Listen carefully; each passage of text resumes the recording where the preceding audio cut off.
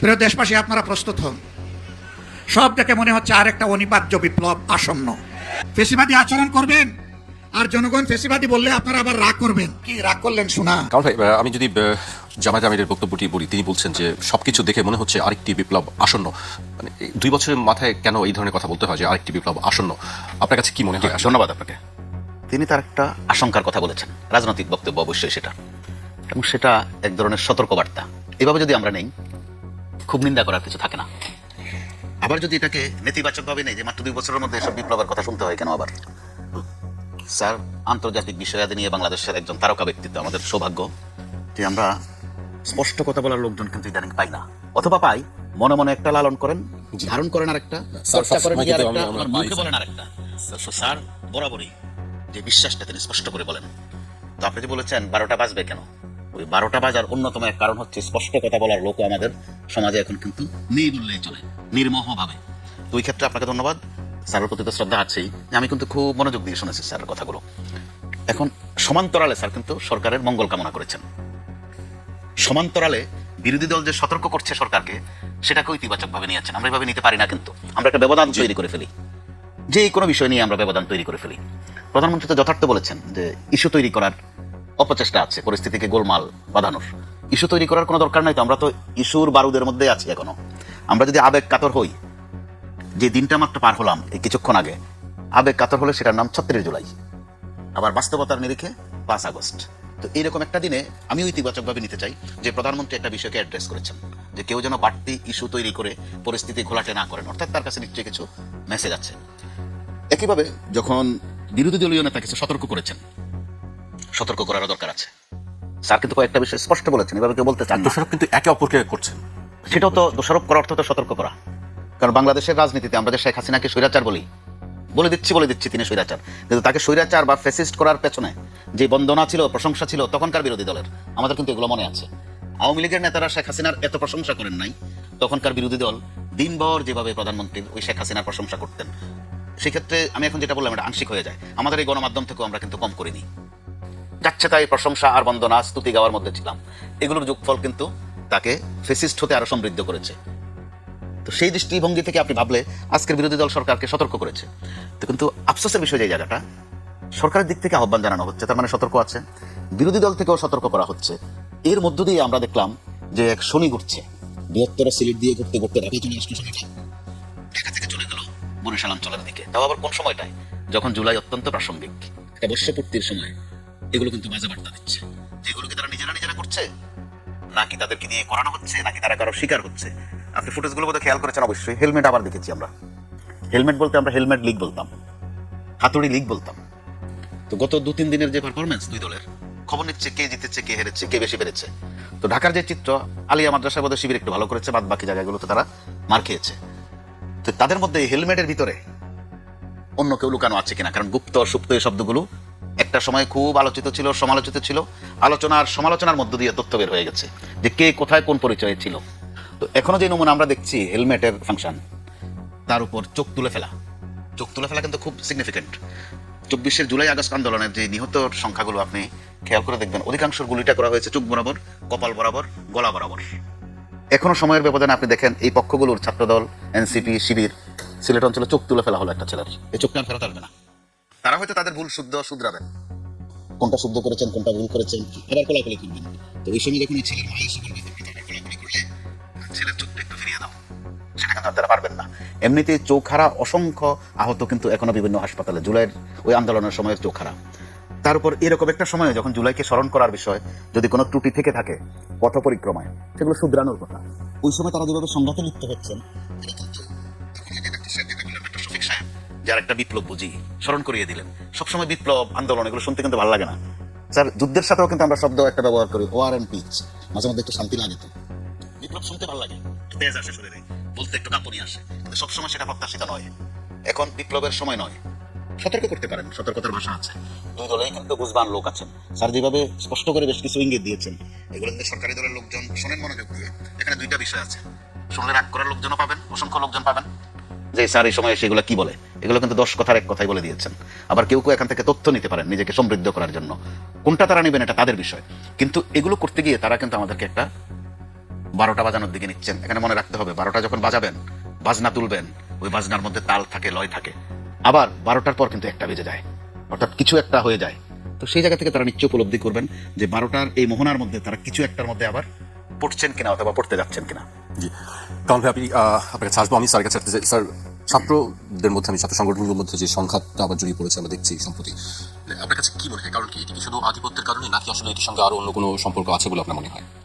নিশ্চয়ই এমন কোনো অন্য কিছু সম্পর্ক রয়েছে যেটা দুরূহ এবং যেটা সম্পর্কে আমরা এখনো স্পেসিফিক্যালি জানি না। এই আমরা তো সবাই জানি যে এই দেশে সব কিছুই সম্ভব। এই দেশে আপনার গোয়েন্দা বাহিনী পর্যন্ত ব্যবহৃত হয় এই ধরনের একটা ডিভিশন ক্রিয়েট করার জন্য। বিভিন্ন ক্ষেত্রে অতীতে আমরা দেখেছি। আমরা এখনো বলতে পারি না যে আমাদের গোয়েন্দা বাহিনীগুলো কি এখন পরিচ্ছন্নতার পথে আছে কি না। আমরা তো আশা করব যে তারা আগেকার সেই এই ফ্যাসিস্ট আমলে যেভাবে ব্যবহৃত হয়েছে, এখন আর এই দেশে বিভাজন সৃষ্টি করার প্রক্রিয়ায় তারা যেন ব্যবহৃত না হয়। এরপরে আমার মনে হয় যেটা আমাদেরকে খুবই আক্রান্ত করে, ইয়ে করে, যে এখানে সবাই খুব সেন্সিটিভ এবং খুবই কশাসলি দেখছে যে এই সরকারের যে ছাত্র সংগঠনটি, ছাত্রদল, তাদের আচার আচরণ কেমন, যার ফলে তারা বিভিন্ন শিক্ষা প্রতিষ্ঠানে নৈতিকতার সমর্থন পাবে কিনা। তাদেরকে একটা জিনিস কিন্তু তাদের মনে রাখতে হবে যে ছাত্রলীগের সময় ছাত্রলীগ একচেটিয়াভাবে তাদের মূল্যবোধকে চাপিয়ে দিয়েছে, কেউ মুখ খুলতে পারতো না, যার ফলে এই এক্সপ্লোশনটা ঘটেছে গত জুলাইয়ে, যে একেবারে স্বতঃস্ফূর্তভাবে সাধারণ ছাত্ররা প্রত্যেকটা বিশ্ববিদ্যালয়ে তাদের যে ভোটিং রাইট প্রয়োগ করেছে। একটা অভূতপূর্ব আনএক্সপেক্টেড বাস্তবতা যে যেই সংগঠনটিকে বলা হয় যে স্বাধীনতার পক্ষের শক্তি, বিপক্ষের শক্তি 71-এ, তারাই একেবারে সুইপ করে চলে আসলো সমস্ত বিশ্ব পাবলিক ইউনিভার্সিটিগুলোতে, এমনকি প্রাইভেট ইউনিভার্সিটিগুলোতেও। এটার ইঙ্গিত কি? এটার ইঙ্গিত হচ্ছে যে সাধারণ ছাত্ররা কিন্তু মূল্যবোধকে প্রাধান্য দেয়। আপনি 71-এর কথা বলবেন, আপনি 71-এর ধারণার কথা বলবেন, অথচ কাজের বেলায় আপনার সামান্য সহনশীলতা থাকবে না। আজকে ওই পর্যায়ে আমরা যাওয়ার কালো মেঘ দেখতে পাচ্ছি যে এই যে সরকারি দলের সংগঠনটি, তাদেরকে বারবার চিন্তা করতে হবে যে সাধারণভাবে তারা যদি লাঠিসোঁটা নিয়ে, রামদাও নিয়ে তারা বের হয়, আমরা মিডিয়াতে এটা বারবার দেখতে পাচ্ছি। এখন তো আবার আপনার মিডিয়া শুধু তাৎক্ষণিক না, কয়েকদিন পরে আপনি বারবার রিপিট করে ওই পডকাস্টগুলোতে দেখতে পান যে কী হচ্ছে না হচ্ছে। এগুলো সব কিন্তু দর্শন করছে সাধারণ জনগণ, কোটি কোটি মানুষ। এবং এটা অত্যন্ত দুশ্চিন্তার বিষয় যে আমি নিজেই দুশ্চিন্তাগ্রস্ত বোধ করি যে সরকারের যে ছাত্রদল, তারা কি সাধারণ ছাত্রদের কাছে এমন কিছু করছে যে তারা গ্রহণযোগ্যতা হারাবে। সেটা যদি হয় তাহলে কিন্তু তাদের জন্য এটা একটা বড় অশনি সংকেত। তখনই তারা যাদেরকে রাইভাল মনে করে, যাদেরকে এই যে একদিকে ছাত্র শিবির, আবার অপরদিকে যে ছাত্রদের যে পলিটিক্যাল পার্টি যারা জামাতের সাথে কোলিশনে রয়েছে, পার্লামেন্টে রয়েছে, এদের প্রতি তখন কিন্তু সাধারণ ছাত্ররা বাধ্য হয়ে ঝুঁকে পড়বে। এবং এভাবেই কিন্তু নতুন করে দেশে একটা আগুন জ্বলার, স্পার্ক হওয়ার পরিস্থিতি সৃষ্টি হয়। এখন কিন্তু আমরা তার পূর্বাভাস দেখতে পাচ্ছি যে আমরা তো সবাই জানি যে কিভাবে এই যে বিভিন্ন বিশ্ববিদ্যালয়গুলোতে এখন হঠাৎ করে ছাত্র দলের সাথে সংঘাত হচ্ছে ছাত্র শিবিরের, আর অন্য যে ছাত্র সংগঠনটি বিরোধী দলে রয়েছে তাদের প্রতি তো একেবারে সাপে নেউলি সম্পর্ক। এটা তো তাদেরকে কিভাবে করবে, এটা অনেক কঠিন কাজ। কারণ হ্যাবিচুয়াল পারফরমেন্স, এই যে ছাত্রলীগ যে মূল্যবোধ সৃষ্টি করে গিয়েছে, চরমভাবে মাফিয়া স্টাইলে তারা কন্ট্রোল করতো, এই মূল্যবোধকে কপি করার একটা বড় প্রবণতা থাকাটা অস্বাভাবিক না। কারণ এই যে ছাত্রদল, ওরা এখন ক্ষমতাশীল দলের অঙ্গ।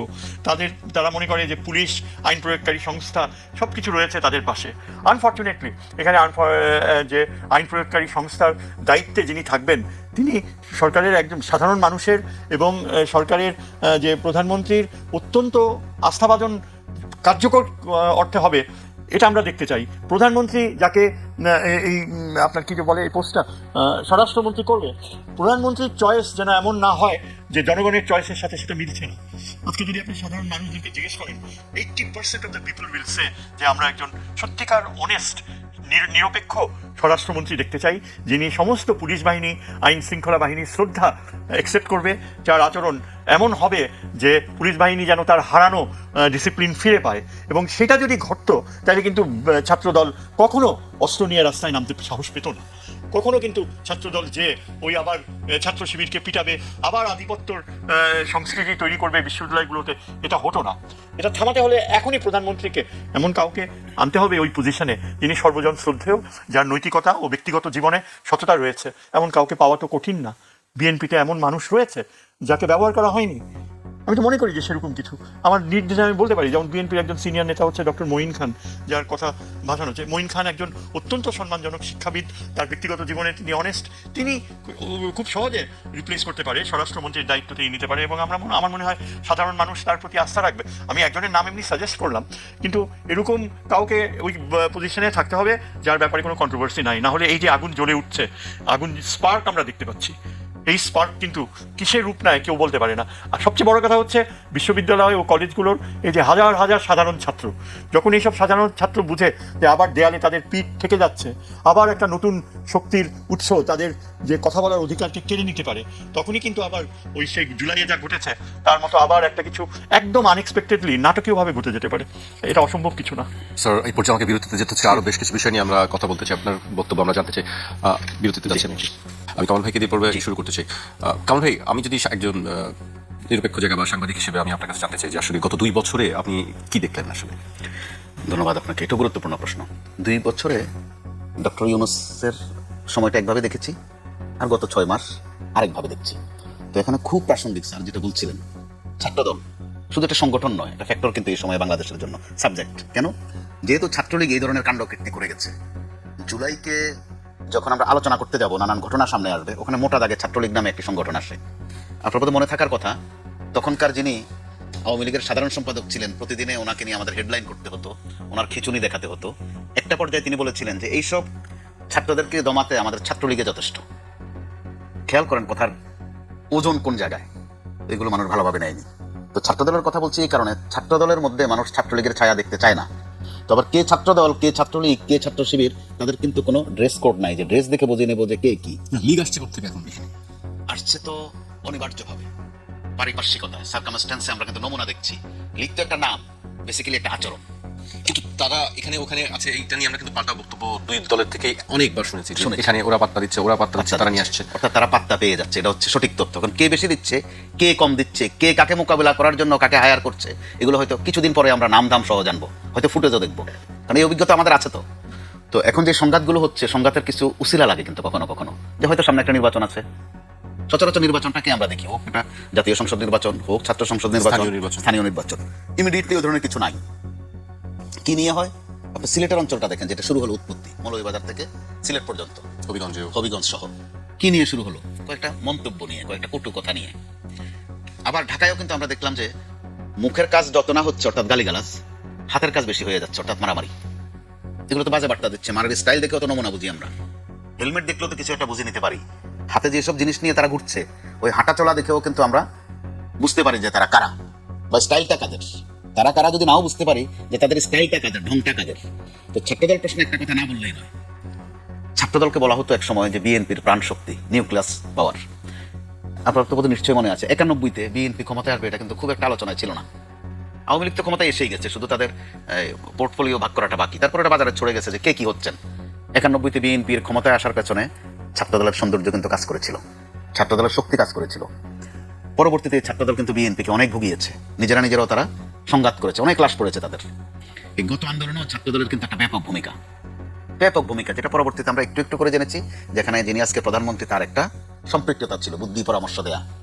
এবং বিশেষ করে 2, 3, 4 আগস্ট যে কোটা সংস্কার বিরোধী ছাত্রদের সাথে মিলেমিশে কাজ করা, এটা কিন্তু এক মুন্সিয়ানার পরিচয় ছিল। কিন্তু আমরা নির্বাচনের পর থেকে বিশেষ করে যেটা দেখছি, তাদের মধ্যে সংঘাতের মাত্রাটা, আক্রমণের মাত্রাটা, অন্তত অরালি যেটা করে, মুখে যেই শব্দগুলো উচ্চারণ করে, ওই সম্প্রীতিটা আর নেই। এমনকি সর্বশেষ পর্যায়ে এটা কিন্তু চরিত্র হননের জায়গায় চলে এসেছে মারাত্মকভাবে। কে কাকে কি ট্যাগ দিবে, কে কাকে কি পরিস্থিতিতে আটকিয়ে বলবে যে আমরা একটা কট করেছি। এই শব্দটা খুব ব্যবহার হয় যে আমরা একটা কট করেছি, এটার জবাব দিতে গিয়ে তারা আর 2টা করে কোথাও। তো আমার কাছে যেসব তথ্য আছে তাতে দেখা যাচ্ছে যে তাদের মধ্যে একটা প্রতিযোগিতা আছে। এই প্রতিযোগিতার নেপথ্য কারণ যেমন এখনো স্পষ্ট নয়, নেপথ্য কুশীলভ স্পষ্ট। আমার জন্ম জায়গা কুমিল্লা, তো ওখানে একটা গ্রামীণ প্রবাদ আছে, বলা হয় যে ঘর ফুটায় আগুন দিয়া পেতনি থাকে দূরে খাড়াইয়া। পেতনি অর্থাৎ ভূত, কিন্তু নিম্নমানের ভূত। তো এই মুহূর্তে কোনো পেতনির কাণ্ডকীর্তি আছে কিনা, ছাত্রদল এবং ছাত্র শিবির 2 দলকে কিন্তু সিরিয়াসলি ভাবতে হবে যে তাদেরকে উস্কাচ্ছে কারা, কি নিয়ে। এখন কিন্তু কোনো হলে বা কোনো ক্যাম্পাসে গণরুম আছে বলে আমরা জানি না, বা কোনো টর্চার সেল আছে বলেও আমরা জানি না। কি আছে? হিম্মত দেখানো, প্রভাব দেখানো। তো ছাত্রদের মধ্যে তো সেটা থাকে, এক ধরনের হিরোইজমের একটা ভাব থাকে। তো সেটা দেখা, ছাত্রদলের প্রচুর মেধাবী আছে, ছাত্র শিবিরে প্রচুর মেধাবী আছে, নিয়ে বিতর্ক আছে যে কার বেশি আছে কার কম আছে। তো মেধার সংঘর্ষ হোক, আপনাদের তো স্লোগান ছিল কোটা না মেধা, কিন্তু আমরা মেধার চর্চা কিন্তু দেখছি না, অর্থাৎ মগজের চর্চা দেখছি না, হাতের চর্চাটা দেখে ফেলছি বেশি। এই হাতের কাজ, যে হাতের কাজ তারা এখন করছেন, এই হাতের কাজ অটোমেটিক্যালি আপনি শিরোনাম না করলেও বলতে বাধ্য হয়ে যাচ্ছে যে কে কার 12টা বাজাচ্ছেন। তবে 12টা যে বাজতে যাচ্ছে